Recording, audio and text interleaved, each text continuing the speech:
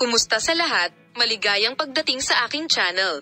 Ngayon ay magbabahagi ako ng video ni na Engin Acurec at Tagbabuyak Ustan para sa iyo. Lahat ng mga paksang pinagtataka mo tungkol sa mga kilalang tao ay makikita sa aming channel.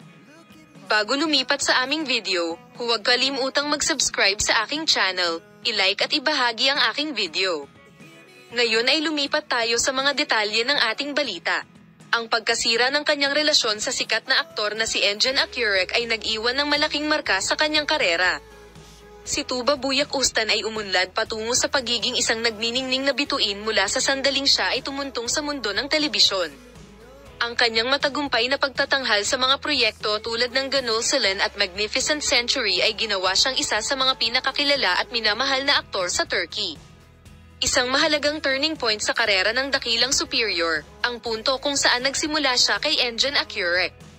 Ang matagumpay na pagganap ng duo sa serye at ang kanilang pag-iibigan na nagsimula sa likod ng mga eksena ay sumikop sa agenda ng magazine sa mahabang panahon.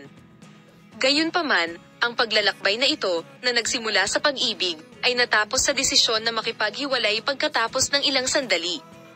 Sinabi ni Buyak Ustan na ginawa niya ang desisyong ito batay sa kanyang mga profesional na layunin, ngunit pagkaraan ng mga taon ay ipinahayag niya ang kanyang kalungkutan tungkol sa desisyong ito. Sa paglalarawan ng kanyang pagsisikap na balansehin ang pag-ibig at karera, ipinahayag din ng aktor ang mga desisyong ginawa niya sa kanyang pribadong buhay. Ang dakilang superior na nahuli sa pagitan ng dalawa ay tapat na nagpahayag kung gaano kalaki ang pakikibaka na kailangan ng balansing ito.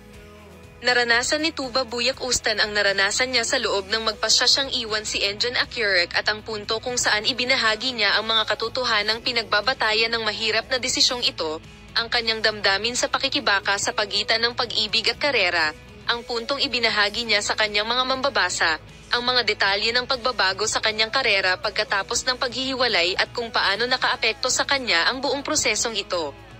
Ang aktor, na nagbahagi ng kanyang kalungkutan sa mga proyekto at ang mga pagkakaiba sa kapaligiran sa set pagkatapos sumali sa Engin Acurec, ay nagsabi na ang panahong ito ay isang proseso ng pag-aaral para sa kanya. Sa pakikipag-usap tungkol sa mga paghihirap na naranasan niya sa kanyang karera pagkatapos ng paghihiwalay at ang mga paghihirap na nilikha niya sa mga proyekto sa panahong ito, ang dakilang Ustan ay gumawa ng mga kagiliw-giliw na pahayag tungkol sa kanyang pribadong buhay. Salamat sa lahat sa panonood ng aking video. Paalam.